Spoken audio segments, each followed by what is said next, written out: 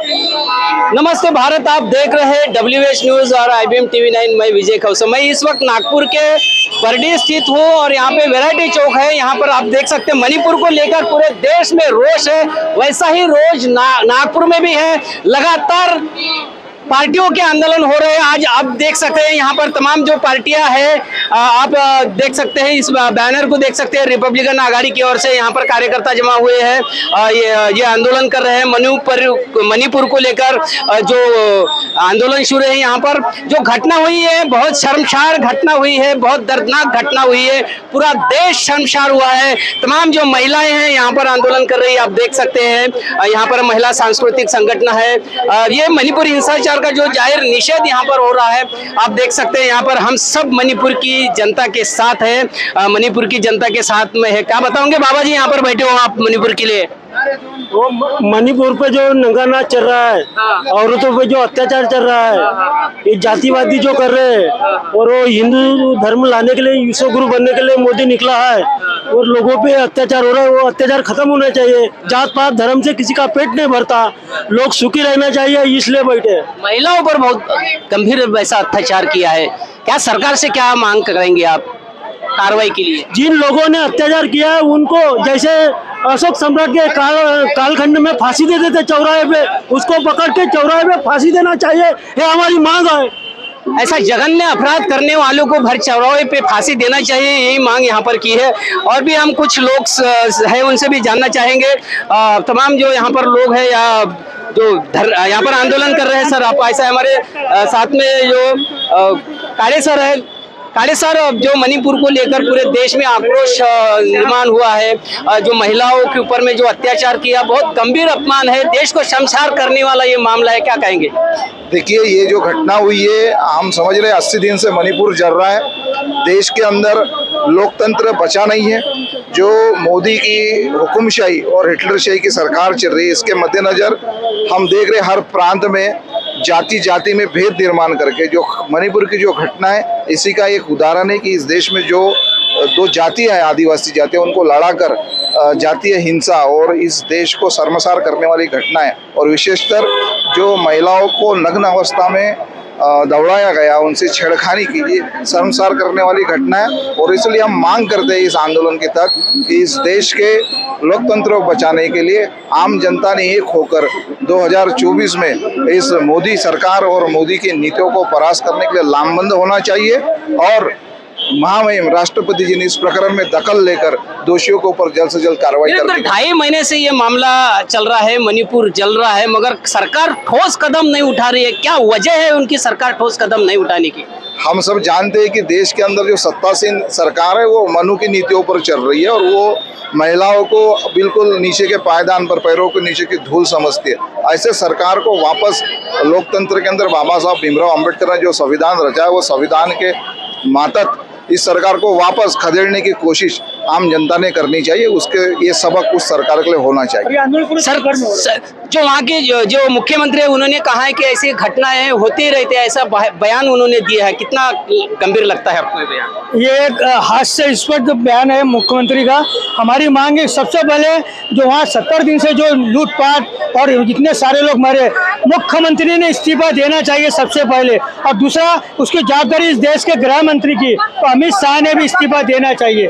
ऐसा हमारा बिल्कुल मांग है कि वहाँ पर मुख्यमंत्री ने इस्तीफा देना चाहिए और गृह मंत्री ने इस्तीफा देना चाहिए और राष्ट्रपति ने इस पर दखल लेनी चाहिए। बिल्कुल, राष्ट्रपति ने इस मामले को लेकर दखल लेना चाहिए और जो भी उस मामले में दोषी है उनके ऊपर में कार्रवाई होना चाहिए। ऐसी मांग यहाँ पर जो आंदोलन करता है उन्होंने उठाई है। हमारे साथ में और भी कुछ जो कार्यकर्ता है, वो उनसे भी हम थोड़ा जानने की कोशिश करेंगे। हमारे साथ में वनकर जी है, और भी हमारे साथ में है। देखिए, मणिपुर की जनता को दवा, अन्न, मदद, ये डिब्बा बताइए। ये खास करके मैं बताऊंगा, मणिपुर की जनता को दवाई, अन्न, मदद हेतु ये नागपुर से जो है ये मदद निधि यहाँ के जो नागपुर के लोग हैं वो यहाँ से भेज रहे हैं। दादा, आप बताइए, मणिपुर में भी जो भी मामला हुआ है, स्मृति ईरानी जो है, ये महिला बाल कल्याण की केंद्रीय मंत्री है, उन्होंने जो यहाँ पर एक्शन लेना चाहिए, सरकार को बताना चाहिए, मगर ऐसा नहीं हो रहा है। आप क्या बताएंगे उनको? ये स्मृति ईरानी का ही मामला नहीं है, पूरे सरकार का मामला है। और उसके भी उच्च नेता यानी नरेंद्र मोदी अब ये कोई नई बात नहीं की है, कुछ बोलते ही नहीं है। इतना बड़ा हादसा हो रहा है, कुछ बोलते नहीं है, अपनी पूरी देश की नालस्ती हो रही है। तो जब इसके बारे में बोला गया, यूएन से बोला गया, तो इतने बेशरम लोग हैं ये कह रहे हैं कि आप अपना काम संभालो, हमारे बीच में दखल मत दो। ये कहना और अपना जिम्मेदारी टालना, इसका हम निंदा करते हैं। ये लोग वहाँ गद्दे पर बैठने के लायक नहीं है। सत्ता पक्ष के जो लोग हैं वो जैसे कि राजस्थान में की घटना का हवाला दे रहे हैं, उधर पश्चिम बंगाल का हवाला दे, कहाँ तक ये ठीक है? क्योंकि देश के ये महिलाओं के साथ में पूरा जो घटना हुई है शर्मसार करने वाली है। ये मणिपुर की घटना का समर्थन करना कि कहीं और भी रेप हो रहे हैं, इससे ज़्यादा क्या कहूँ, ये बेहुदा चीज़ है ये करना। वो भी गलत है, ये भी गलत है, लेकिन ये तो कहीं गुना ज़्यादा गलत है। शायद अपना देश इकट्ठा नहीं होगा, टूट सकता है, तो उसका विरोध करना चाहिए और हम चाहते हैं कि देश इकट्ठा रहे। मैं बताना चाहूंगा नागपुर शहर में जो है मणिपुर की घटना को लेकर लगातार दिन ब दिन आंदोलन हो रहे हैं, अभी दिन ब दिन बढ़ते जा रहे हैं आंदोलन। हर दिन संविधान चौक हो या वैरायटी चौक पर है ये आंदोलन हो रहे हैं। दादा आप क्या बताएंगे इस घटना को लेकर? बहुत ही शर्मसार करने वाली घटना है, क्या कहेंगे सरकार को? ये जो मणिपुर की घटना है इतनी शर्मसार करने वाली घटना है कि इसके वजह से पूरे देश के अंदर में एक असंतोष फैला हुआ है। जहां महिलाओं को नग्न किया जाता है, उनके ऊपर बलात्कार किया जाता है, खुलेआम महिलाओं को गोली मारकर मारा जाता है, ये ऐसी स्थिति यदि भारत देश में लोकशाही में हो रही तो महिलाओं को न्याय कहाँ मिलेगा? मणिपुर के जो वातावरण है अभी 2-3 महीने से ये वातावरण जो बीजेपी सरकार है इन्होंने पूरे दबा के रखा हुआ है। और ऐसे परिस्थिति में ना तो पंतप्रधान इसके ऊपर कुछ बोल रहे हैं, ना तो होम मिनिस्टर ढंग से बात कर रहा है। इसके ऊपर में कुछ तो भी निर्णय होना चाहिए और मणिपुर को शांत करना चाहिए। आम आदमी पार्टी के जो संजय सिंह है उन्होंने इस मामले को लेकर आवाज उठाया, मगर उनको सस्पेंड कर दिया है अधिवेशन तक। तो उनको कहाँ तक ठीक है? हम तो यानी बीजेपी शासन अपनी मनमर्जी हिटलरशाही जिसको बोलते हैं, ये हिटलरशाही का धोरण इस देश के अंदर में मोदी के माध्यम से आया हुआ है। क्या लगता है आपको इस देश में हुकुमशाही लाने का प्रयास चल रहा है? कुछ भी हो सकता है इस देश के अंदर में। यदि हम 2024 में ये बेईमानों को चुनकर लाए तो आने वाले दिन में सोचो कि देश का सत्यानाश हुए बिना रहेगा नहीं। और मोदी जैसा आदमी दूसरे बार आया तो जैसा संसद के अंदर में जो चल रहा ना अभी नंगे कुछ लोगों को लेके वहाँ पे सिंबल जो गढ़ाया गया है, नया संसद भवन जो बना है, ये तो कितना भयानक है। ये तो ऐसा है कि यहाँ जो संस्कृति चलेगी ब्राह्मणवादी चलेगी, और ब्राह्मणवादी संस्कृति देश के लिए घातक है, लोकशाही के लिए घातक है। ये करना, ऐसी ढंग से शासन चलाना, ये ज्यादा की हिटलरशाही इस देश के अंदर है। मोदी सरकार के माध्यम से मोदी सुनने को तैयार नहीं है, मोदी जवाब देने को तैयार नहीं है, और पूरे देश का वातावरण खराब कर दिया। पूरा जातिवाद फैला हुआ है। ये जातिवाद करके इस देश के अंदर में ये पाना क्या चाहते हैं?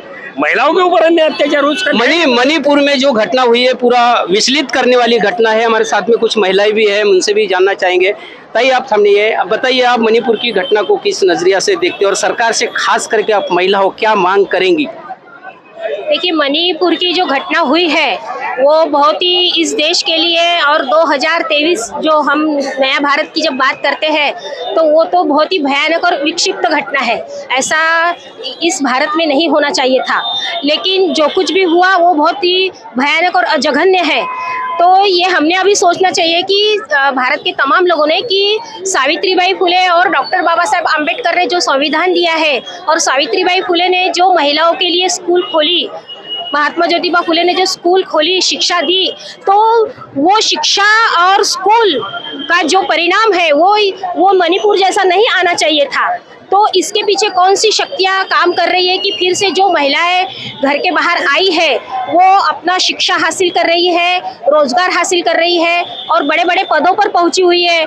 पायलट बनी हुई है, ट्रेन चला रही है और वैज्ञानिक बनी हुई है, तो उसके बावजूद भी मणिपुर की घटना में जिन महिलाओं को नग्न कर परेड करवाई गई और उनके साथ सामूहिक बलात्कार किया गया, तो ये तो सिर्फ ठीक है कि मणिपुर की घटना सामने आई है, लेकिन ऐसा पूरे देश भर में ही चल रहा है कि महिलाओं के ऊपर में अन्याय अत्याचार हो रहे हैं। तो इसके पीछे कौन सी विचारधारा काम कर रही है, ये हमको समझ लेना चाहिए। और वही विचारधारा जो है कि वो नहीं चाहती कि महिलाएं पढ़ लिख के आगे बढ़े और देश की उन्नति में अपना सहभाग शामिल करें। तो हम मणिपुर की घटना को बहुत ही जघन्यपूर्ण हत्याकांड मानते हैं और ऐसा किसी के साथ में भी और किसी भी प्रदेश में नहीं होना चाहिए। सरकार ने जो अपराधी है इस तरह के, उनके ऊपर में सख्त कार्रवाई करना चाहिए और पीड़िता को न्याय मिलना चाहिए, क्योंकि हम ये करेंगे कि अगर सरकार न्याय नहीं दे सकती है तो सुप्रीम कोर्ट इसका स्वयंभू संज्ञान ले और पीड़िता को न्याय दिलाए, और जिन्होंने ये जघन्य अपराध किया है तो एक उनके जो अपराधियों की जो कलम है उसके तहत उनको कड़ी से कड़ी सजा मिलना चाहिए। कड़ी से कड़ी सजा मिलना चाहिए, ऐसा ही यहाँ के आंदोलनकारियों का कहना है। 2.5 महीने से मणिपुर लगातार जल रहा है और एक वीडियो वायरल होने से, 2 महिलाओं का जो वीडियो है वो वायरल होने से पूरे देश को शर्मसार करके रखा है। देश की जो छवि है, हमारी विश्व गुरु की जो छवि है, कहीं ना कहीं वो मट्टी मोल हुई है, देश को शर्मसार होना पड़ा है। फिर भी जो हमारी सरकार है उसके ऊपर एक्शन नहीं ले रही है। पूरा देश आक्रोश में है, क्योंकि ये महिलाओं को लेकर मामला है और यहाँ पर लोकतंत्र है। लोकतंत्र होने के बावजूद भी 2.5 महीने से वहाँ पर जो लोग जो पीड़ाएं झेल रहे हैं उसके ऊपर हमारी सरकार कुछ नहीं कर रही है। ना उल्टा विपक्ष के ऊपर में यह आरोप लगाया जा रहा है कि ये विपक्ष करवा रहा है। मगर ऐसा जो पूरे देश में जो अभी आक्रोश हुआ है, संसद में भी उसका आक्रोश हुआ है। संसद में जब आम आदमी पार्टी के संजय सिंह ने आवाज उठाया था, उनको वहां से निकाला गया, सस्पेंड किया दिया। ऐसे दबाने की कोशिश चालू है। मीडिया का भी वही है। मीडिया कहीं ना कहीं अपनी जो बात है, बात रखने में सक्षम नहीं हो रही है। जो बात मीडिया ने रखना चाहिए वो मीडिया नहीं रख रही है। पूरा सोशल मीडिया के ऊपर में ये जो मामला है पूरा सामने आ रहा है। सोशल मीडिया के ऊपर में भी कहीं ना कहीं दबाव बनाया जा रहा है, क्योंकि मणिपुर को लेकर जो भी वीडियो जाते हैं सोशल मीडिया को, उसको भी ब्लॉक किया जाता है। अब इतना सारा होने के बाद में और अत्याचार में बढ़ोतरी अगर होंगी तो न्याय कौन देगा। शर्मसार करने वाली घटना हुई है। वो जो रोष है यहाँ पर पूरे भारत वर्ष में नागरिकों में दिखाई दे रहा है। आप देख सकते हैं यहाँ पर एक आंदोलन चल रहा है। तमाम जो बहुत सारी संगठनें मैं बताऊंगा, सीनियर सिटीजन फोरम, युवा ग्रेजुएट फोरम, विदर्भ आदिवासी विद्यार्थी संगठन, बिरसा क्रांति दल, प्रियदर्शनी घरेलू कामगार संगठन, आदिवासी समिति, पहाड़ी पारा, कुमारलिंग सेवा सभा, जय भीम मित्र मंडल, आदिवासी विकास परिषद, संघर्ष वाहिनी, सत्यशोधक महिला संघ, माहिर संगठन, Jijau brigade, student rights association of India, OBC महिला महासभा, ऐसा अनेक जो संगठन नागपुर में जो कार्यरत है, जो समाज में काम करती है, वो उनका यहाँ पर आंदोलन चल रहा है। और मैं बताना चाहूंगा ये लगातार आंदोलन जारी है, क्योंकि ये देश को शर्मसार करने वाली जो घटना हुई है, इसके लिए जो यहाँ पर आंदोलन हुआ है। हमारे साथ में कुछ लोग हैं, उनसे भी हम जानना चाहेंगे। आप आइए, यहाँ पर आप इस आंदोलन में आए हैं, क्या कहेंगे मणिपुर की घटना के ऊपर में जो घटना जो हुई है? मणिपुर की जो घटना है वो बहुत ही निंदनीय है। जिस तरह से वहां पर सरकार ने 80 दिनों तक इंटरनेट सेवा बंद करके रखी, वहां पर 2 महिलाओं का 80 दिनों के बाद एक वीडियो वायरल होता है और जो 10-15 लोग उनके साथ बलात्कार करके 150 से 200 लोग उनके साथ शोषण करते हैं। उनको हथियार से तो मारना दूर, लेकिन वो उनके साथ जो बलात्कार हुआ है उससे ही वो मर चुके हैं। और ये लड़ाई सिर्फ कुछ जमीनों की है, जो आदिवासियों की जंगल है, जहाँ पर खनिज है, जहाँ सोना है, जहाँ पर कोयला है, बस उन लोगों को उस जंगल। सरकार से आपकी क्या मांग है? इस घटना की? सरकार से हमारी ये मांग है कि वहाँ तुरंत राष्ट्रपति शासन लगाया जाए और वहाँ पर हमारे ऊपर जो अन्याय हो रहा है आदिवासी महिलाओं के ऊपर वो रोका जाए। निश्चित रूप से आदिवासी महिलाओं के ऊपर में जो अन्याय हुआ है उसको रोकने के लिए इन भाई ने सरकार से अपील की। हमारे साथ में पूर्व अधिकारी भी है। सर, आप क्या कहेंगे, जो मणिपुर में जो घटना हुई, बहुत ही शर्मसार घटना हुई है, दोनों समुदाय में, कुकी और मैती समुदाय में जो विवाद चल रहा है वो सरकार सुलझ नहीं सक रही, क्या कहेंगे आप? मणिपुर में जो घटना हुई है वो बहुत ही शर्मनाक घटना है। इसकी जड़ अगर देखा जाए तो कुकी समुदाय ये पूरा पहाड़ों में रहता है और जो मैथिली समाज है, मैथिली समाज वो नीचे घाटी में रहता है। और जो सबसे पहले जब कुकी समाज पहाड़ों में रहता था, ये आदिवासी, रियल आदिवासी समाज रहने की वजह से इनको जमीन में रहने नहीं दिए, घाटी में रहने नहीं दिए, ये लोग सब पहाड़ों में बस गए। लेकिन जब मैथिली समाज जब जागरूक हो गया तो इनको लगता है कि पहाड़ों की जगह जमीन भी हमको मिलना चाहिए और जमीन पे भी हमारा कब्जा होना चाहिए। ये मूल वजह है कि, और इनकी ये अड़चन है कि जो घटने की जो 6वीं सूची है, जो वो आसाम, मेघालय, मणिपुर इनको एक स्वतंत्र अधिकार देता है, उसमें ये मैथिली समाज नहीं आता है। तो इनको लगता है कि जब तक हम एसटी में, शेड्यूल ट्राइब में नहीं आते तब तक हम वो जमीन पे कब्जा नहीं कर सकते। इसलिए इन्होंने पॉलिटिकल प्रेशर, ये कोर्ट, ये सब जरिए के थ्रू वो कैसा भी करके एसटी में आने में कोशिश करना चाहते हैं। और इसी का भी परिणाम है कि 23 मार्च को मणिपुर हाई कोर्ट ने निर्णय दिया है कि इनका भी एसटी में विचार करना जाए। ये मेन इसकी वजह है। 23 मार्च में ऐसा होने के बाद कुकी समाज ये भड़क गया है कि इनको लगा कि जब हम पहाड़ों में रहते हैं, हम रियल आदिवासी है और ये जागरूक समाज है बड़ी पैमाने में, जबकि मैथिली समाज 57% है और कुकी समाज मेरे ख्याल से 42% है। और लेकिन 90% जमीन में कुकी समाज रहता है जो पहाड़ों में रहता है और सपाट भाग में ये मैथिली समाज रहता है। और इस समाज को लगता है कि यह आदिवासी की जमीन पूरी हमको मिलना चाहिए, इसलिए एसटी में आने कोई हम। सर, मैं आपसे एक सवाल करना चाहूंगा। एक इंदौर का पत्रकार है शर्मा नाम का, उसने एक पोस्ट वायरल की है और वायरल में उसने लिखा है जो भी मणिपुर के ऊपर में हो रहा है भारत के लिए अच्छी बात है, क्योंकि जो कुकी समुदाय तो पहाड़ी के ऊपर में वो अफीम की खेती करते थे और वो अफीम की खेती की वजह से वो देश को नुकसान हो रहा था। ऐसे ही एक पोस्ट उन्होंने वायरल की है, मैं आपको बाद में दिखाऊंगा। क्या इसके ऊपर में क्या कहेंगे, क्या सच बात है ये कुकी समुदाय अफीम की खेती करते थे? ये गलत है। पहाड़ों में रहने की वजह से उनको उपजीवनी की जंगल की चीजें और कुछ ये बाकी चीजें जो मोल मजदूर करना, खेती करना, ये उनका व्यवसाय है। सिर्फ उनको किसी भी तरह डोमिनेट किया जाए, क्योंकि समाज पहाड़ों में रहते से डोमिनेट किया जाए, ये बर्मा से आए, ये मिजोरम से आए, ऐसा डोमिनेट करना चाहिए, बांग्लादेश से आए। लेकिन कुकी समाज ये सालों से, जो 300-400 साल पहले से यहाँ रहता है, इन मैथिली समाज की वजह से ये लोग पहाड़ों में रहने गए हैं। आज उनकी सबकी नजर उन जंगलों पे है, क्योंकि जंगलों में जो खनिज है उसकी तरफ इनका ध्यान गया है, उसके लिए उनका ध्यान उधर गया है। और जो शर्मा जो बात कहता है ये गलत है, क्योंकि जितने भी ट्राइब है पूरे देश में देखा जाए, देश में अपन देखते हैं पूरे जो जितने भी कास्ट है, जिसमें से पीवीटीजी में 72 कास्ट आते हैं, जो आदिम जमाती बोलते हैं, उसमें से कुकी आता है। और इन सबका अगर देखा जाए, सब जंगल में रहते हैं, सभी जगह खनिज संपत्ति है। खनिज संपत्ति का मोह ये किसी को नहीं छूटा है।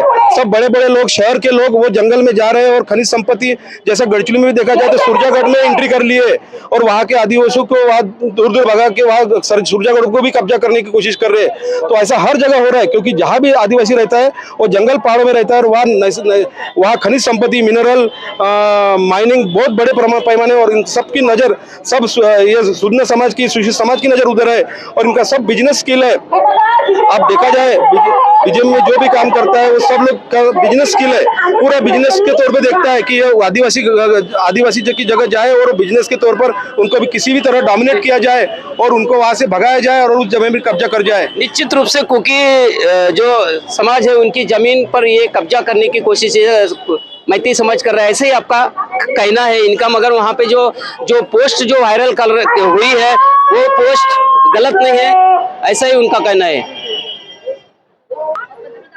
हमारे साथ कुछ महिलाएं भी हैं, उनसे भी हम जानना चाहेंगे, क्या आप यहाँ पर प्रदर्शन कर रही हो, क्या मांग करेंगे सरकार को मणिपुर के घटना के ऊपर? पहले तो मैं बोलना चाहती हूँ कि यहाँ पे आज हम यहाँ पे सब एकत्रित हुए मणिपुर का निषेध करने के लिए। वहाँ पे जो घृणास्पद जो घटना हुई है वो अत्यंत निंदास्पद और बहुत शेमलेस घटना हुई है वहाँ पे।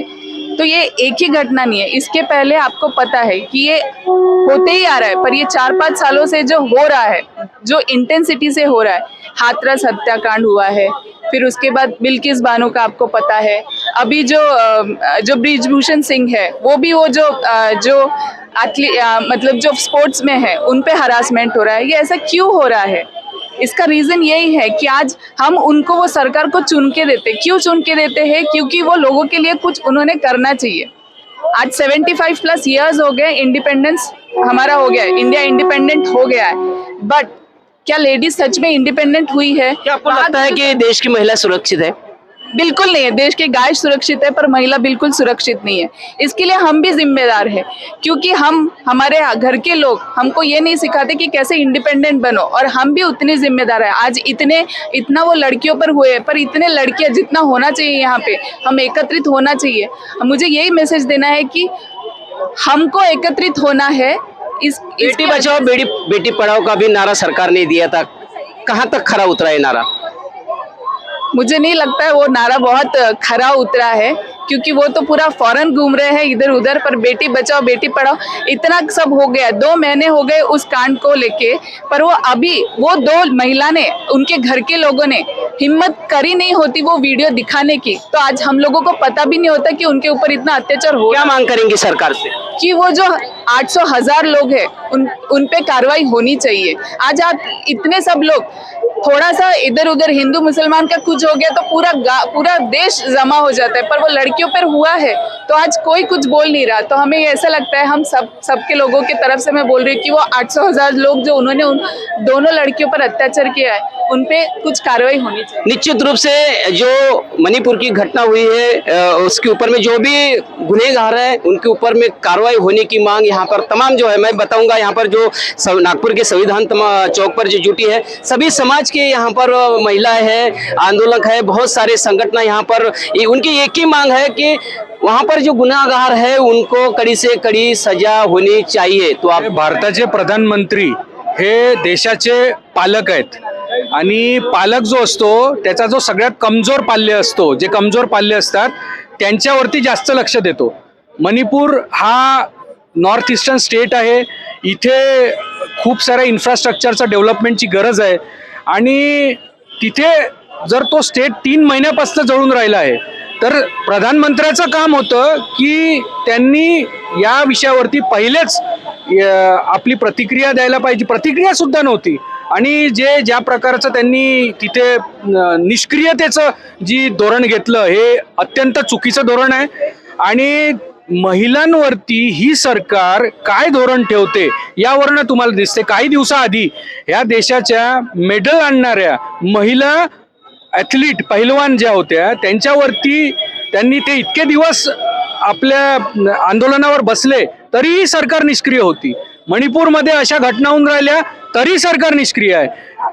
मला हे समजत नाही की या सरकारचं म्हणणं काय। बेटी बचाओ बेटी पढाओ ते स्कीम आणतात, त्यांचे धोरणं आणतात आणि हे धोरणं तर फक्त लोकांच्या डोळ्यात माती टाकणाऱ्यासारखे धोरणं आहेत। ही सरकार निष्क्रिय सरकार आहे। महिलांच्या ज्या काही समस्या आहे त्या समस्याच्या विरोधात ही सरकार काम करते।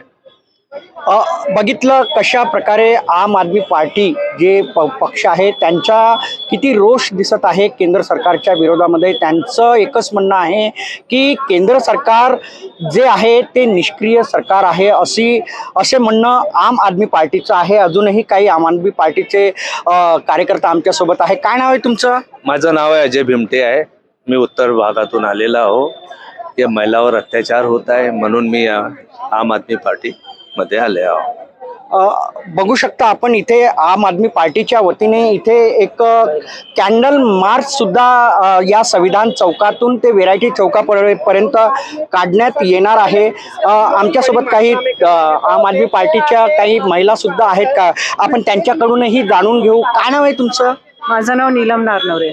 आज तुम्ही संविधान चौकामध्ये आलेले आहात आणि तुमचा कॅन्डल मार्च आहे आता थोड्या वेळामध्ये। काय म्हणजे कुठल्या मागणीसाठी तुम्ही कॅन्डल मार्च करता? तुम्ही बघताय की मणिपूरमध्ये काय झालं स्त्रियांसोबत, हे आम्हाला याच्या विरुद्ध आम्ही लढाई लढतोय. जे स्त्रियांसोबत झालं हे फक्त त्यांच्यासोबत नाही झालंय, हे समाजातील प्रत्येक स्त्रियांसाठी हे पुढे काय होऊ शकतं याची ती आम्हाला प्रचिती आली त्या एका इन्सिडेंट्सने, आणि ते आमच्या महिलांसोबत असं न व्हायला पाहिजे यासाठी आम्ही आम आदमी पार्टी या कॅन्डल मार्चची आम्ही हे केली आहे. काय वाटतंय तुम्हाला की देशामध्ये ज्या महिला आहेत त्या सुरक्षित वाटतंय का तुम्हाला? मुळातच नाही. ज्या पद्धतीने तुम्ही बघताय, म्हणजे इथे महाराष्ट्रातच आम्ही बोलतोय नाही, आम्ही संपूर्ण देशाची गोष्ट करतोय. सगळ्याच ठिकाणी आम्हाला महिला सुरक्षित वाटत नाही आहेत. लहान म्हणजे 3 वर्षाच्या मुलीपासनं तर मोठ्या वयाच्या आज तुम्ही बघताय, तर कुठल्याच प्रकारे आम्हाला त्या सुरक्षित वाटत नाहीत. आणि या सगळ्यांचा दोष जर असेल तर या सरकारला आहे. ज्या असंवैधानिक पद्धतीने जे पद्धतीने हे सरकार आहे, तर आम्ही त्याच्यात सुरक्षित फील नाही करत. आपण बघितलं ना कशा प्रकारे रोष केंद्र सरकारवर आहे, मोदी सरकारवर आहे. देशातील महिला ही सुरक्षित नसल्याचंच या आम आदमी पार्टीच्या जे कार्यकर्ते आहेत त्यांनी सांगितलेलं आहे. काल सस्पेंड केलं होतं. संजय सिंग जे आहेत खासदार, त्यांना काल सस्पेंड करण्यात आलं जोपर्यंत हे अधिवेशन चालणार आहे केंद्राचं. काय सांगाल तुम्ही? सर, तुमचं नाव सांगा. अलका पोपटकर, पश्चिम से. सबसे पहले तो मैं आपको एक बात कहना चाहूंगी कि मोदी सरकार की सिर्फ एक ही धरना है कि जो खिलाफ में बोले, जो सरकार के खिलाफ बोले, या तो उनको सस्पेंड किया जाए या उनके ऊपर ईडी और सीबीआई लगा दी जाए. दूसरी बात यह है कि हमारे माननीय संजय सिंह साहब ने जो संसद में आवाज उठाई है, हम उनका बिल्कुल समर्थन करते हैं. और जितने भी नेतागण, जितने भी भारत के 140 करोड़ जो जनता है, वो सभी जिनके आंख में आंसू है, जो देश के लिए सोचते हैं, जो महिलाओं के लिए सोचते हैं, महिलाओं के लिए आदर रखते हैं, वो सभी जनता आज हमारे संजय सिंह सर के साथ में है. और थू हो रही है बीजेपी सरकार की, उनको वो कैबिनेट को, वो संसद को, लोगों को फेस नहीं कर पा रहे, इसलिए उन्होंने संसद के बाहर अपना वक्तव्य रखा. अगर उनमें हिम्मत रहती और इतने अगर उनमें बल रहता, उसमें इतनी सक्षमता रहती, तो वो सब लोगों को, सब लोकसभा के संसद को वो फेस टू फेस उनका जवाब देते, लेकिन वो उससे भागते हैं. और इसलिए जो हमारे नेता है, जिनका एकदम वो हम कहना चाहेंगे कि भले ही वो थोड़े शब्दों में उनकी कठोरता रहती होंगी, उनका बोलने में थोड़ा सा लगता है कि बहुत ही ज्यादा एक्साइटेड होके बोल रहे हैं, लेकिन जब आत्मा जलती है सर, तो आवाज ऐसे ही निकलता है. और हम हमारे सर के साथ बिल्कुल ही हम उनसे समर्थक रखते हैं. और उन्होंने जो बोला वो महिलाओं की आवाज है, ये सभी महिलाओं की आवाज है, हम उनके साथ है सर. स्मृति ईरानी जो है, जो केंद्र में एक मंत्री है और भाजपा की नेता भी है जी, आज क्यों सामने नहीं आ रही है महिलाओं पे अत्याचार होने के बावजूद? क्योंकि जो इन्होंने सत्ता के पहले जो अपोजिशन के साथ में जो आडंबर किया महिलाओं को लेकर, उन्होंने जो चूड़ियां भेजी, और आज भी अभी कुछ ही दिन की बात है, अभी उन्होंने बीजेपी सरकार की महिलाओं ने और नेताओं ने शव यात्रा निकाली थी. आज हम पूछना चाहते हैं बीजेपी की महिला नेताओं से और नेताओं से कि आप मणिपुर में किसकी यात्रा निकालोगे? पीएम की यात्रा निकालोगे कि आप गृह मंत्री की यात्रा निकालोगे कि वहां के सीएम की यात्रा निकालोगे? तो ये जो राजनीति और जो गद्दी का खेल है, ये महिलाओं पे आके नहीं टिकना चाहिए. आपको राजनीति करना है तो आप अच्छे से राजनीति कीजिए, जो संविधान में लिखा है उसके हिसाब से राजनीति कीजिए. आप धर्म की, जाति की और महिलाओं के आबरू लूटने की आप जो राजनीति कर रहे हैं, वो हम कतई बर्दाश्त नहीं करेंगे. और स्मृति ईरानी जी की तो वो महिला के नाम पे धब्बा है. उनके सारे कैबिनेट में जितनी 11 महिलाएं, वो सब धब्बा है. वो महिला कहलाने के लायक नहीं है. अगर उनको थोड़ी भी शर्म होगी तो अपनी गद्दी से इस्तीफा दे, वरना कभी बीजेपी सरकार जब गद्दी से नीचे आएंगी ना, तो वो महिला कहलाने के ये लायक नहीं रहेंगी कि हम जब पद पे थे और क्या हमने महिलाओं के लिए कार्य किए, उनकी नाक नहीं रहेंगी. लज्जा आनी चाहिए ऐसी महिलाओं को अपने को नेता कहने के लिए और महिलाओं को रिप्रेजेंट करने के लिए. उनके बारे में कुछ बोलना भी हमारा टाइम वेस्ट है, और हमको लगता है कि हमारे मुंह से उनके लिए कुछ बोलना भी नहीं चाहिए, और बस उनको अपने इस्तीफा देना चाहिए. और बीजेपी सरकार ने जो महिलाओं के साथ ये जो राजनीति खेली है, ये इनको बहुत भारी पड़ेंगी, और 2024 में इनकी सत्ता बिल्कुल आने वाली नहीं है. आप देख सकते ना, आप देख सकते किस प्रकार से आम आदमी पार्टी के जो कार्यकर्ता है, जो महिलाएं हैं, उन्हें किस प्रकार से रोष दिखाई दे रहा है. मणिपुर में जो हिंसा हो रही है उस के विरोध में यहाँ पे जो आंदोलन शुरू है, ये महिलाओं का संविधान चौक का ये नजारा है. नागपुर के संविधान चौक का ये नजारा है. देख सकते किस प्रकार से केंद्र सरकार के विरोध में, मोदी सरकार के विरोध विरोध में यहाँ घोषणाबाजी की जा रही है। आप देख सकते हैं यह आम आदमी पार्टी के कार्यकर्ता है, महिलाएं हैं जो घोषणाबाजी कर रहे हैं और संविधान चौक से वैरायटी चौक तक इनका कैंडल मार्च है। आज 3 महीने के करीब हो गया है, लेकिन मणिपुर की हिंसा पे किसी का ध्यान नहीं है, केंद्र सरकार भी गंभीर दिखाई नहीं दे रही है, ऐसा कहना यहाँ के आम आदमी पार्टी का है, देश के नागरिकों का है। और इसी को लेकर आज केंद्र सरकार के विरोध में आज ये आप देख सकते हो संविधान चौक से तो वैरायटी चौक तक ये कैंडल मार्च निकाला जा रहा है आम आदमी पार्टी की ओर से। देख सकते ये आम आदमी पार्टी के ये कार्यकर्ता है, महिलाएं हैं और पूरे विदर्भ से यहाँ पे आम आदमी पार्टी के जो कार्यकर्ता है ये संविधान चौक में इकट्ठा हुए हैं और यहाँ से वो वैरायटी चौक तक जाने वाले हैं। बात की जे दृश्य आपण बघत आहात हे संविधान चौकातले हे दृश्य आहे आणि आम आदमी पार्टीच्या वतीने मणिपूरमध्ये जे हिंसा सुरू आहे, महिलांवरती जे अत्याचार सुरू आहे त्याच्या विरोधामध्ये आज आम आदमी पार्टीचं हे आंदोलन आहे आणि कॅन्डल मार्च इथून संविधान चौकातून तर वैरायटी चौकापर्यंत हे कॅन्डल मार्च निघणार आहे। इथून आपण बघू शकता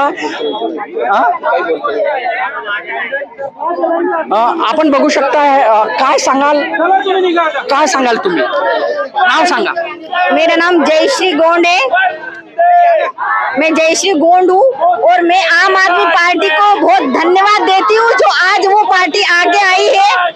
हर पार्टी को हम बुरा बोलेंगे लेकिन आम आदमी अगर सामने आई है तो उनको हमको धन्यवाद देना चाहिए, क्योंकि पार्टी कोई भी हो कोई मायने नहीं रखती है, बस हमारे समाज के लिए और हर लड़की के लिए बाहर आना चाहिए, उनकी आवाज सुनना चाहिए। ये आम आदमी का अगर एक आदमी भी सामने आता है तो ये मोदी से बहुत बड़ा पदवी वाला आदमी है वो जो आ रहा है, और हर लड़की के लिए और हर महिलाओं के लिए और हर घर के लिए अगर इसी तरह से कोई पार्टी निकली तो वो सबसे बड़ी पार्टी होगी, वो मोदी से भी बड़ी पार्टी होगी। निश्चित ही मी तुम्हाला सांगेल की आम आदमी पार्टीच्या वतीने हा संविधान चौकातून हा कॅन्डल मार्च काढण्यात येत आहे, हा मोर्चा निघत आहे। मणिपूरमध्ये जे हिंसा सुरू आहे, महिलांवरती जो अत्याचार होत आहे त्याच्या विरोधामध्ये इथे आम आदमी पार्टीच्या वतीने संविधान नागपूरच्या संविधान चौक ते वैरायटी चौकापर्यंत हा मोर्चा काढण्यात येत आहे। हा कॅन्डल मार्च आहे आणि हा वैरायटी चौकामध्ये पर्यंत हा कॅन्डल मार्च आम आदमी पार्टीच्या वतीने काढण्यात येत आहे आणि केंद्र सरकार मोदी सरकारचा निषेध केला जात आहे। गेल्या 3 महिन्यापासून मणिपूरमध्ये हिंसाचार सुरू आहे, परंतु केंद्र सरकार गंभीर नाही, महिलांवरती अत्याचार होत आहे परंतु केंद्र सरकार गंभीर नाही असा आरोप आम आदमी पार्टीच्या वतीने केला जात आहे। तर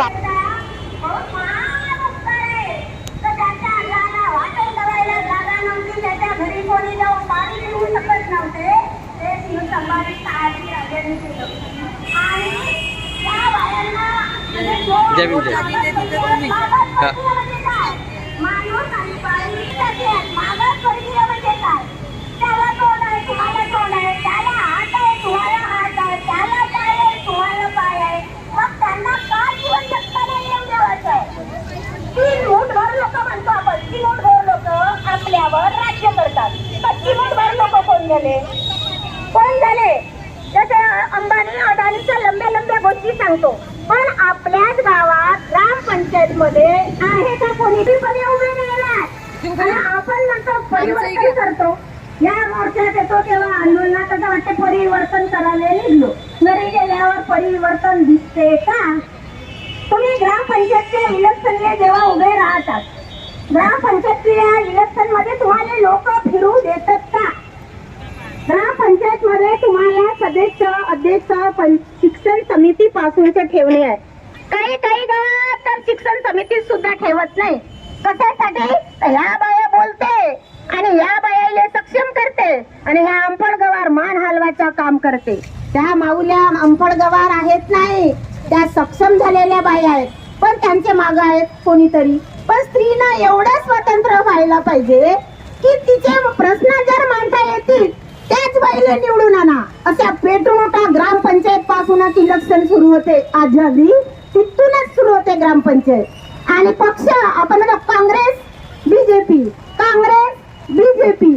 काँग्रेस मध्ये कोणता नेता आहे? कोणता नेता आहे? ह्या बीजेपीतला उठला, काँग्रेस मध्ये बसला. काँग्रेस बीजेपीत कोणता नेता आहे? म्हणजे काँग्रेस मधून उठला, बीजेपीत घुसला. आणि ज्याच्यासाठी लोक बोलते आंबेडकरी विचार चालत नाही, ज्यांच्यासाठी भांडतो ह्या रस्त्यात येऊन, ह्या मोर्चात येऊन, तेच लोक आवरायला तयार नाही आहेत आपले पद सोडायसाठी. कायसाठी? तर त्यांना वाटते आमच्या खुर्च्या जाते, तुम्हालाही वाटते आमची खुर्ची जाते. आम्ही बोलून तर आमचा काय होईल? ग्रामपंचायत का करेल? अंगणवाडीतून काढणार आहे का? कोणाची हिंमत आहे? भाऊ आहे ना पाठीशी, आणि नसेल तर कोर्ट आहे, बाबासाहेबांना कायदा करून दिलाय, तर आपल्याला कोणी काढू शकत नाही. पण इलेक्शन मध्ये जर पेटून उठाल तरच परिवर्तन होईल. गावातला एखादा शिकला सुशिक्षित बेरोजगार असेल त्याला निवडून आणा. एखाद्या बाया गरीबातून गरीब असतील त्यांना निवडून आणा. 500 रुपयात 200 रुपयात किलोभर तांदूळ गेले, साखर गेली तुमची, मातीचा तेल गेला, गहू गेले, आता राहिले 2 किलो तांदूळ 22 रुपये किलो. आणि काही दिवसात दारू बी महाग झाली. तुमच्या नवऱ्याला बर्बाद करण्याचे लक्षण म्हणजे दारू, तुमच्या पोराला बर्बाद करण्याचे लक्षण म्हणजे युट्यूब चॅनल. तुमच्या पोराला बर्बाद, पोरीला बर्बाद करणे शिकू नाही देण्याचं कारण म्हणजे काय आहे? हे मोबाईलवर. मोबाईल पाहतो, मोबाईल चांगल्यासाठी पण आहे, चांगल्यासाठी आहे असं नाही, पण आपण पाहतो का? फेसबुकवर कोणत्या गोष्टी पाहिल्या असेल तुम्ही ना? आजचा दिवस खूप सुंदर जावं तुमचा. आणि काय पाहिलं असाल? तुमचं मंगल हो. अहो घरात बसून राहिल्या, कामाला नाही गेल्या तर तुमचा दिवस शुभ होईल का? होईल का? कोणाच्या तरी होऊ शकते का? आणि मग आपल्या पिढीला खूप सुख देता, त्याला मातीत खेळू द्या. त्याला अंगणवाडी तोडून टाकले. उद्या येणाऱ्या भविष्यात जर अंगणवाड्या जिल्हा परिषद शाळा नसल्या तर खाजगीकरण म्हणजे काय? प्रायव्हेट शाळा काढणे, 300 रुपये घेणे, 200 रुपये घेणे, कपडे फुकट भेटतात ते नाही भेटू देणे, हे झाले गुलामगिरीचे लक्षण. आणि आमच्या बाया बी अजून झोपल्यात, त्यांनाही असं वाटते तर नाही ना, यायला भेटते आम्हालाही भेटल. अहो असं करू नका. तुमच्यासारख्या क्रांती जर नाही केल्या तर दुसऱ्या क्रांती म्हणजे काय? लोकांशी बोलतो आपण, आपल्या हक्कासाठी मागतो तर खोटे बोलणे झाले का? एकाच दिवस वेळ झाला पण अंगणवाडी सेविकांना विनंती करतो का वेळेवर आपल्या शाळेत जा. वेळेवर जर शाळेत गेले तर कोणी बदनाम करण्याची हिंमत नाही आहे. आणि काही स्वाभिमान नावाची चीज आहे. गावातल्या बायांना सांगा, त्या 200 रुपये 500 रुपयामध्ये तुम्ही आपलं मतदान विकू नका. येणाऱ्या 24 मध्ये तुम्हाला 24च्या नंतर मतदान करण्याची बी मुभा राहील नाही. आणि तुमची पिढी येईल आणि म्हणाल या एवढ्या बेकूफ बाया होत्या मोर्चे काढत, पण या बायांनी, या लोकांनी आम्हाला गुलामगिरी जास्त ढकललं. कारण लोकांना असं वाटते आंदोलन करता काय मिळते, काय मिळते तुम्हाला जाता. तर मी म्हणतो माझी मायगाई नाही आहे, हे तुझ्यासाठी भांडायला चाललो मी. काल मी गावात बोलू लागले आणि तुमच्या सहकारिणी त्या एवढ्या बया झाल्या, त्यांची काही होत नाही आहे. तर तुम्ही स्वतः विचार करा, स्वतः बोला आणि ग्रामपंचायत मध्ये पिंजून काढा. गाव जे बाय पैसे घेते तिच्याकडून आणा. परिवर्तन त्याले म्हणतील.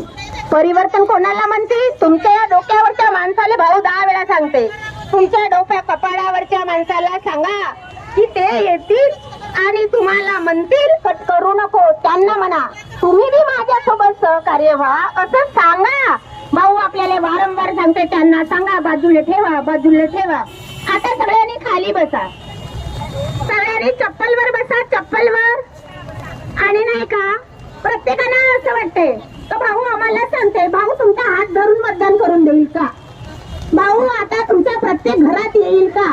म्हणजे कार्य करायला संघटनेची गरज आहे ना, संघटनेले लोकांची गरज आहे. कार्य करायला संघटनेची गरज आहे आणि संघटनेला लोकांची गरज आहे. आणि आपण भांडतो कोणासाठी? लोकांसाठी. कोणासाठी भांडतो आपण? लोकांसाठी. हे विचार जर पेरत असून तर कोणाचे पेरत आहोत? जनतेसाठी. आपण फक्त स्वतःसाठी आहो का? आपण आज आहो उद्या नाही, पण काहीतरी या जगण्याचा अर्थ होऊ शकते.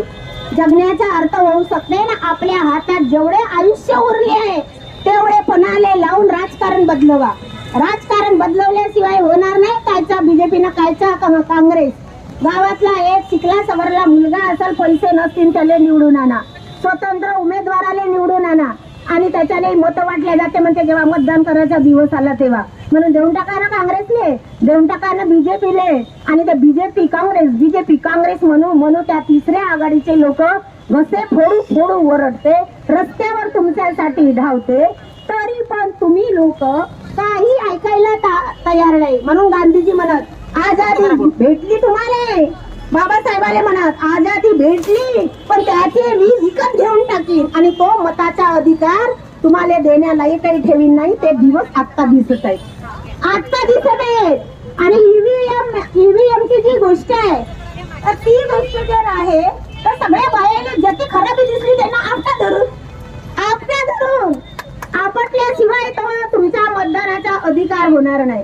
त्याच्यासाठी नेते काय म्हणते, आपण नेत्यालाही पकडायचं, काय होते ते पाहून. मरण्याचा एक दिवस आहे ना, जगायला तर आलाच आहे माणूस, मरायलाही आलेला आहे. आणि मरणाऱ्याची ज्याची ताकद असते तोच माणूस जगापुढे येऊ शकते. म्हणून आपल्या पोरांना, आपल्या येणाऱ्या पिढीला चांगलं भविष्य देण्यासाठी आपल्याला संघर्ष करून पेटून उठायचं आहे.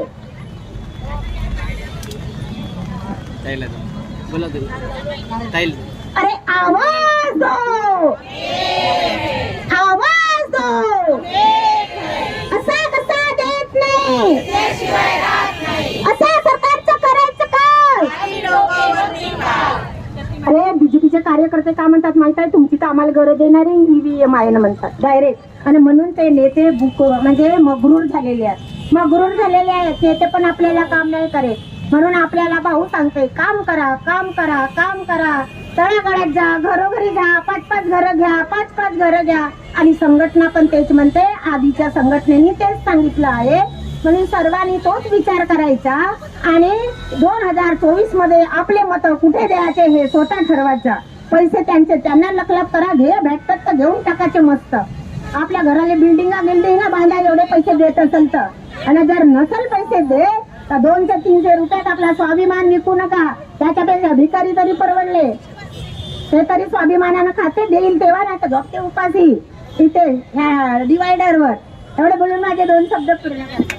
धन्यवाद. संघाने आपल्याला बरंचसं मार्गदर्शन अतिशय मोलाचं केलेलं आहे. मी एक नारा लावते आणि 2-3 गोष्टी मी पण सांगते. अरे आवाज दो. सर्व महिलांना, अंगणवाडी कर्मचारी यांना सूचना आहे की त्यांनी छत्री घेऊन खाली बसावं.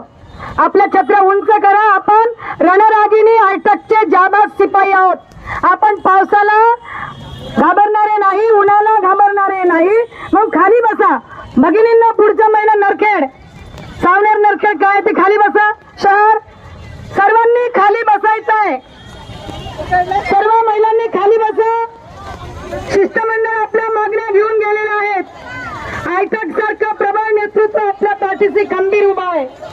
त्याप्रमाणे आयटकचं काय म्हणणार, रक्त हे लाल, हिरवा पिवळा नसून ते फक्त लाल असते. म्हणून ज्याने लाल झेंडा खांद्यावर घेतला तो आपलं रक्त सांडवायला, पाणी असो, पाऊस असो की उन्हाळा असो, सांडवायला खाली भेट नाही. आणि तोच क्रांतिकारी आहे. संघाने तुम्हाला आतापर्यंत बरंच तुम्हाला मार्गदर्शन केलं. मला असं वाटतं भगिनींना की लाख मोलाची माहिती आहे. आणि आज आपण, मला असं वाटतं की आपण हजारोच्या संख्येने इथे उपस्थित आहात आणि आपण हे अनुकरण केलं पाहिजे. येणाऱ्या 2024 मध्ये आपण दाखवून दिलं पाहिजे की आपल्या मताचा राजा आपल्याला कोणाला पाठवायचा आहे. कारण या देशामध्ये मनुवादी व्यवस्था असल्यामुळे आणि वर्ण व्यवस्थेवर आधारित असलेला आपला समुदाय, यामुळे मणिपूर सारख्या ठिकाणी महिलांवर हिंसाचार झालेला आहे. मणिपूरला 60 आमदारांची विधानसभा आहे आणि त्यामध्ये 40 लोक हे बीजेपीचे असल्यामुळे मणिपूर सारख्या महिलांवर हिंसाचार झाला. तिथला आदिवासी समूह आपला जंगलात दऱ्याखोऱ्यात राहत होता. तिथे त्यांना स्वातंत्र्य काळात स्वातंत्र्य सुद्धा त्यांना मंजूर नव्हतं. काही लोक त्यांना म्हणायचे पाकिस्तानला जोडायचं, कोणी म्हणायचे भारताला जोडायचं, पण शेवटी ते भारताशी अवलोकन झालेत. पण आघाडी सरकारमुळे त्या अवलोकन झालेत. भारताचा एक हिस्सा आहे मणिपूर. आणि आज आपण पाहतो आहे त्यांच्या जमीन जंगल सगळ्या या मनुवादी व्यवस्थेने बीजेपी सरकारने वेठीस धरलेला आहे. त्यांना रस्त्यावर आणलेला आहे. घराचे घर पेटवत आपल्या भगिनींना नग्न अवस्थेत रस्त्यावर त्यांची विटंबना केली जात आहे. अशा परिस्थितीमध्ये मणिपूर त्या तिथल्या महिलांचा नसून आपलं अवलोकन आहे, ते आपला अपमान आहे. महाराष्ट्राची महिला अंगणवाडी कर्मचारी या माध्यमातून आवाहन करते मोदी सरकारला की जागे व्हा. बेटी बचाव बेटी पढावचा खोटा नारा बंद करा. इथून स्मृती इराणी तुम्ही पण एक स्त्री आहात. महिला बाल कल्याण मंत्री स्मृती इराणी आहे केंद्राच्या, त्यांनी सुद्धा याचं अवलोकन करावं, याचं तिथल्या मंत्र्याशी बोलून काम करावं आपलं आणि महिलांना न्याय मिळवून द्यावा. ज्या बीजेपी सरकारने आपल्याला सडकची पळ करून सोडलेला, आज आपल्याला आयटकच्या प्रणित ज्या काही महिला आपण इथे आहोत, आयटक प्रणित सर्व संघटना महाराष्ट्रामध्ये 35 संघटना आणि नागपूरमध्ये 13 संघटना आयटकचा कॉल आहे. येत्या पुढच्या महिन्यापासून महाराष्ट्र राज्याचा कॉल आहे की कॅम्पेन आम्ही चालवणारा घराघरात. जसं मोदी सरकारने हर घर तिरंगा चालवला तसा आम्ही मोदीचा करारनामा जो त्यांनी 2014ला वादे केले होते आपल्याला नंतर, ते त्यांनी आपल्याला त्यांचा करारनामा आम्ही घराघरात पोहोचू की मोदी सरकार अच्छे दिन किसके आए हैं, हमारे आंगनवाड़ी बहनों से आए हैं या आपके कल चाटने वाले को आए हैं. हमारे हम अच्छे दिन नहीं आए. हमारे महिला, हमारा वंचित दलित शोषित पीड़ित अभी भी रास्ते पे है. तो तुम जागे हो जाओ. मन की बात करने में भाई और बहनों ये छोड़ दो और बंधू आणि भगिनींना बोला, मराठीत बोला. महाराष्ट्र या संतांची नगरी असलेला महाराष्ट्र आहे. आज डॉक्टर बाबासाहेब आंबेडकर यांनी लिहिलेल्या महान संविधानाचं आपण उल्लंघन करता आहात. संविधान बदलवण्याचे तुम्ही प्रयत्न करता आहात. अरे बदलवायचं काय, तुमच्या बापाची ताकद नाही, पण स्वतः कायदे करून राहिलेत. शिक्षणाचं बाजारीकरण केलेलं आहे. सर्व कंपनी देश विकायला काढलेला आहे. खाजगीकरणामध्ये पूर्ण कंपनी काढून विकून राहिले, देशाला विकून राहिले. तर आजचे दिन कोणाचे आले? मन की बात मोदी साहेब तुम्ही सांगा. आणि महाराष्ट्राचं राजकारण तर सोडूनच द्या. महाराष्ट्राच्या राजकारणामध्ये आपल्या ईडी पासून बचाव करण्यासाठी एक चोर लोक सरकार बदलवतात. एकनाथ शिंदे सोबत मुख्यमंत्री असताना जेव्हा ठाकरे सरकार मुख्यमंत्री होते तेव्हा त्यांनी विकत घेतलेले शिंदे सरकारचे मंत्री बीजेपी सरकारने घेतले आणि तिथे त्यांना मुख्यमंत्री पद दिलं. काही लोकांना खाते दिले. आपल्या खात्याचे मंत्री होते मंगल प्रभात लोढात. आता परत एबीसीडी झालेली आहे. एबीसीडी करायला लागलेला आहे की जे चोर अजित पवार चाचा आणि भतीजा यांच्यामध्ये भांडण लागलं आणि चाचाला भतीजा बेईमान झाला असं म्हणतात आहे. पण असं पण म्हणतात आहे मीडियामधून आपण वाचतोय की खरोखर काही शरद पवारांचंच तर राजकारण नसेल असा पण प्रश्न जनतेला येत आहे. कारण की आज मुख्यमंत्री पदासाठी आपली ईडी लागावी म्हणून लागू नये यासाठी आणि आपली चोरी सापडावी नाही यासाठी अजित पवार 40 मंत्री घेऊन बीजेपी सामील झाले आणि उपमुख्यमंत्री पद त्यांना मिळालं. आज आपल्या खात्याची मंत्री कोण आहे? अदिती तटकरे मुलगी, सुनील तटकरे यांची मुलगी अदिती तटकरे. काय तिला महिलांच्या व्यथा समजणार आहे? भगिनींनो लक्षात घ्या. जे आपलं आयटक प्रणित आपल्याला कॅम्पेन चालवणार त्यामध्ये सर्वांनी जास्तीत जास्त सहभागी व्हायचं आहे. आणि ज्या बाबासाहेबांनी संविधान लिहिलं, आपल्या ज्या संविधान चौकामधून आपल्या हक्काची लढाई लढतो आहे त्या बाबासाहेबांना वाचवा. बाबासाहेब कितीतरी वर्ष होऊन गेले, मरण पावले, पण अजूनही मला वाटतं प्रत्येक गोष्टीत प्रत्येकाच्या तना मना धनामध्ये बाबासाहेब आजही जिवंत आहे. रक्तरंजित व्हा. भगतसिंग रंजित रक्तरंजित भगतसिंग आपल्या मनात ठेवा. गुरुदास गुप्ता आपले जेव्हा मंत्री होते तेव्हा आपल्याला 2010 मध्ये मिळाले. पण आज संविधानाचं जर वाटोळं केलं, आपल्या जर विचारधारेचा जर व्यक्ती विधानसभेत गेला नाही तर आपलं काय होईल याची व्यथा तुम्ही लक्षात ठेवली पाहिजे. नाही तर आपल्या घरचे जे कपाळावरचे भाऊचं वाचत म्हणजे कपाळावरचे म्हटल्या जाते की आपले पतिदेव यांना समजावून सांगा की आपल्या मुलांचं शिक्षण कुठे चाललं. शिक्षणाचं बाजारीकरण होत आहे, तिथे अंगणवाड्यांचं नंदघर होत आहे. जिथे जिथे बीजेपीचे सरकार आहे तिथे तिथे खासगीकरण जास्त वाढलंय. तुम्हाला वाटत असेल की ISO अंगणवाड्यामध्ये खूप मोठं प्रमाण मिळून राहिलं, पण नाही भगिनींनो. तुम्ही रस्त्यावर येणार आहात. तुमच्या मागे अल्पशा मानधनामध्ये तुम्हाला कितीतरी काम करावं लागेल. आजही आपण 24 तास काम करतो, पण आपण 24,000 फक्त मानधन मागतो, तेही देत नाही. वेतन श्रेणी मागतो. आज आपल्या मोर्चाचा पहिली मागणी आहे वेतन श्रेणी लागू करा. जर पांडेचेरी, गोवा, तेलंगणा, कर्नाटका जर हे भारताच्या राज्यामध्ये वेतन श्रेणी लागू करू शकते अंगणवाडी सेविकांना, कर्मचाऱ्यांना, तर महाराष्ट्र राज्य हा सर्वात जास्त उत्पादन देणारं राज्य, सर्वात मोठं राज्य आहे. तर या राज्याला वेतन श्रेणी का नको? या राज्यांनी डोळे उघडायला पाहिजे. या मंत्रिमंडळाने डोळे उघडायला पाहिजे. पहिली मागणी आपली आहे वेतन श्रेणी 24,000 मिनिमम 24,000 मानधन आपलं वाढ झालं पाहिजे. स्केल तरी लागू करा. आम्हाला आमच्या मुलांना आम्ही काय खाऊ घालायचं काय शिकवायचं. दुसरी मागणी आपली पेन्शन. भगिनींना 100 रुपयापासून आपल्या भगिनी काम करतात आहेत. 30 ते 40 वर्ष झाले काम करून सेवा करून त्या रिटायर झाल्या. घरात त्यांना त्यांची मुलं बाळा खायला सुद्धा देत नाही, वेठीच बसलेले परिवार असे सुद्धा आम्ही पाहिलेले आहेत. तर राज्य लेवलवर जेव्हा काम करतो तेव्हा प्रत्येक राज्याची विचारणा किंवा प्रत्येक गोष्टी आपल्यापर्यंत येतात, तेव्हा आपल्याला पेन्शन महत्वाचं आहे. मग एकमुक्त रक्कम नको. आता जे तुम्हाला 1,75,000 अंगणवाडी मदतनीसला मिळतं ते वेतन आम्हाला तसं पेन्शन नको. आम्हाला आमच्या पगाराचा अर्धा हिस्सा आम्हाला महिन्याचं पेन्शन हवं आहे. आम्हाला महिन्याचं पेन्शन हवं आहे. तिसरी मागणी आपली आहे भगिनींना की आपण आपल्या गावातील आपला लाभार्थी गरोदर माता असतो, लहान बालक असो की किशोरी अवस्था असो, जेणेकरून ती कुवारी माता सुद्धा होते, असं प्रकरण आपण हँडल करतो गाव लेवलवर. जेव्हा त्यांना आपण दवाखान्याची सेवा देतो, पोलीस स्टेशनची सेवा देतो, तेव्हा आपल्याला आपल्या महिलांना जर मृत्युमुखी झाले, ऍक्सिडेंट झाले, आपल्याला मेडिक्लेम नाही, मेडिकल लागू नाही, आपल्याला मेडिकल लिहू नाही. आपल्याला सामाजिक सुरक्षा पाहिजे आहे. आपल्याला ग्रॅज्युएटी हवी आहे. म्हणून ESI ग्रॅज्युएटी प्लस ESI आपल्याला लागू करायची. तिसरी मागणी आपली.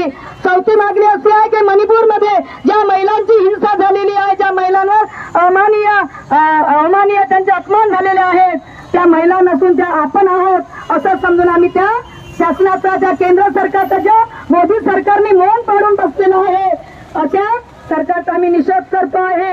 कारण की आज जर गाय असती UP बिहार मधली तर गायीसाठी जनता उठून पेटली असती, त्यांचं मंत्रिमंडळ उठून पेटलं असतं. पण मणिपूरमध्ये ज्या परिवारावर, ज्या घरांवर अत्याचार झाला, ज्या महिलांवर, ती महिला होती, ती बाई होती, गाय नसून ती बाई होती. म्हणून या बाईच्या वर एवढा हिंसाचार BJP सरकार करते.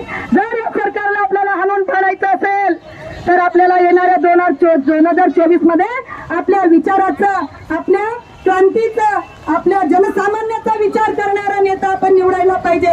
जर का आपण 2024ला सत्ता परिवर्तन केलं नाही तर आजही आपण मनुवादी व्यवस्थेला बळी पडणार आहोत.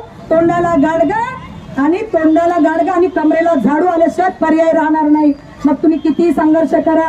आणि आमची अजून एक मागणी अशी आहे की ज्या या मोदी शासनाने, ज्या या दडपशाही मोदी शासनाने ते कामगार विरोधी 44 कायदे हे रद्द केलेले आहे आणि 4 कायदे त्यांनी आपल्या मनाचे अंमलात आणलेले आहे. हे संविधानाचं उल्लंघन आहे. कारण संविधानाने आपल्याला अधिकार दिला. आज ज्या मैदानात उभे आहोत आपण, हे संविधानाच्या डॉक्टर बाबासाहेब यांच्या पुण्याईमुळे आपण इथे उभा. त्या 44 कायद्यामध्ये त्यांनी बदल केलेले आहे. कामगार विरोधी धोरण त्यांनी आखलेलं आहे. त्या कामगार विरोधी धोरण त्यांनी संघटनेसोबत बसून त्याचं निराकरण करावं आणि कामगारांच्या हिताचे कायदे तयार करावे, अशी आमची आजची सुद्धा मागणी आहे भगिनींनो. म्हणून आपण फक्त पगारापुरतं नसून आपल्या देशामध्ये होत असलेल्या महागाई विरुद्ध आपलं आंदोलन आहे. पेट्रोल डिझेलचे भाव आभाळाला टेकले, आपण त्याच्या विरोधात आपलं आंदोलन आहे. आणि आपल्या ज्या महिला घरी बसल्यात कोणी, त्यांना जागा करणं सुद्धा आपलंच काम आहे. अरे बोले त्याचा चाले त्याची नोंदावी पावले आयटक सारखं नेतृत्व आपल्या पार्टीचे कॉम्रेड श्याम काळे तिसऱ्यांदा जनरल सेक्रेटरी महाराष्ट्राचे झालेले आहे. विचार करा, आज आपल्या तालुक्याचे अधिवेशन राज्यभरात असे वाढलेले आहेत की आज हक्काबक्का झाले आम्हाला.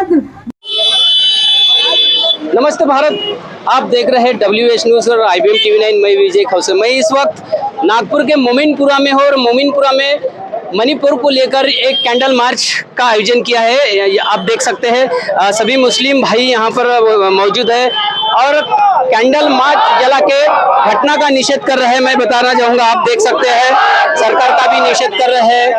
जो मणिपुर में जो घटना हुई है वो निंदनीय घटना है। हम थोड़ा आंदोलनकर्ताओं से भी जानेंगे कि क्या बात है। यहाँ पर कैंडल जलाकर जो है मणिपुर की घटना का निषेध कर रहे हैं। ये मोमिनपुरा का एरिया है, नागपुर स्थित है। क्या बताओगे आज यहाँ पर आप कैंडल जला के मणिपुर की घटना का निषेध कर रहे हैं? मणिपुर में जो स्ट्राइक का हो रहा है, ये कोई देश के अंदर ना हो। हमारी इतनी राय है कि लोगों को काटा जा रहा है, मारा जा रहा है, कोई सरकार उस पर नजर नहीं दे रही। हमारी इंडियन यूनियन मुस्लिम लीग उस पर विरोध करती है कि ऐसी सरकार को उखाड़ फेंक देना चाहिए जो लोगों का कत्लेआम कर रहे हैं। बिल्कुल ऐसी सरकार को उखाड़ के फेंक देना चाहिए, ऐसा ही यहाँ के आंदोलनकर्ताओं का कहना है। भाई साहब, आप क्या बताओगे? आज कैंडल मार्च जला के आप मणिपुर में जो घटना हुई है, शर्मसार करने वाली घटना है, क्या कहेंगे? देखिए, हम हिंदुस्तान के इस भारत देश के नागरिक है और विरोध करना ये हमारा जन्मसिद्ध अधिकार है। लोकतंत्र ने दिया अधिकार, ये लोकतंत्र ने हमें दिया है। जो वायलेंस हो रहा है मणिपुर के अंदर में, एक वो शख्स जिसने अपनी जिंदगी फौज के नाम पे कुर्बान कर दी, जिसने अपने कारगिल युद्ध के अंदर में वो सूबेदार की पोस्ट पे रहा और वो अपनी बीवी को इंसाफ नहीं दिला सका। ये देश का हाल है, ये दुर्भाग्य है। अपनी उसकी इज्जत नहीं बचा सका। लोग उसके सामने उसकी बहन बीवी को निर्वस्त्र कर कर घुमा रहे हैं और उसके जिस्म से खेल रहे हैं। अरे शर्म से मरो मोदी जी और अमित शाह जी और स्मृति ईरानी, जो महिला आयोग की चेयरमैन बन के बैठी हुई है। क्या उसे ये नहीं दिख रहा कि एक महिला के साथ में क्या अत्याचार हो रहा है? अरे अपने आप को आरएसएस, बीजेपी, बजरंग दल और दूसरे संगठन, सामाजिक संगठन के नाम पर लूटने वाले संगठन, जातिवाद करने वाले संगठन के नाम पर जो तुमने हुकूमत बनाई है, इस देश को बर्बाद कर रही है। अब मोदी जी, अमित शाह जी और जितने भी बीजेपी के कार्यकर्ता और जितने भी लीडरान हैं, उनका अब बोरिया बिस्तरा लपेटने का वक्त आ गया। अगर तुम्हें अपनी इतनी इज्जत प्यारी होती तो सीएम को जबकि तभी उसको पोस्ट से हटा दिया जाता और अपना राजकारण। बिल्कुल सरकार मणिपुर की घटना पर गंभीर नहीं है, ऐसा ही यहाँ पे उनका कहना है। भाई साहब, वहाँ के सीएम ने कहा था कि ऐसी 100 घटनाएं होती रहती है, ऐसा स्टेटमेंट भी सीएम का आया था। कितना गंभीर बोले सीएम जी? देखिए, सीएम तो वहाँ का सबसे बड़ा जिम्मेदार व्यक्ति है। सीएम की, उसकी सरकार की ये ड्यूटी बनती है कि पहली बात वहाँ वायलेंस हो ना, अगर वायलेंस होता है तो उसको ताबड़तोड़ कंट्रोल करने की भी जिम्मेदारी होती है। वो सेंट्रल से भी जुड़ा हुआ है और सबसे बड़ी बात तो ये है कि सेंट्रल में भी बीजेपी गवर्नमेंट है और मणिपुर में भी बीजेपी गवर्नमेंट है। वो सुरक्षा बल कश्मीर में तैनात कर देते हैं, 15-15 हजार सुरक्षा बल कश्मीर में आ जाते हैं और कश्मीरियों का घरों से बाहर निकलना बंद हो जाता है। आज 2.5 महीने हो गए, 100 से ज्यादा वहां पर हत्याएं हो गई है और 300 से ज्यादा चर्चेस जला दिए गए हैं। लोग एक दूसरे को मार रहे हैं, काट रहे हैं। मैं पूछता हूँ, आपसे सवाल करता हूँ, आप इलेक्ट्रॉनिक मीडिया के लोग हैं, आप लोग ये आवाज क्यों नहीं बुलंद करते कि मोदी जी आप फ्रांस में क्या कर रहे हो, आप अमेरिका में क्या कर रहे हो, आप इजिप्ट में क्या कर रहे हो? हम तो सोशल मीडिया के लोग हैं और हम सोशल मीडिया पे लगातार हम ये खबरें चला रहे हैं। आप इलेक्ट्रॉनिक्स की बात के, क्या मीडिया के ऊपर में भी आपका भरोसा नहीं है क्या? अरे मीडिया तो साहब, सबसे बड़ी तकलीफ तो मीडिया ने पैदा कर दी है।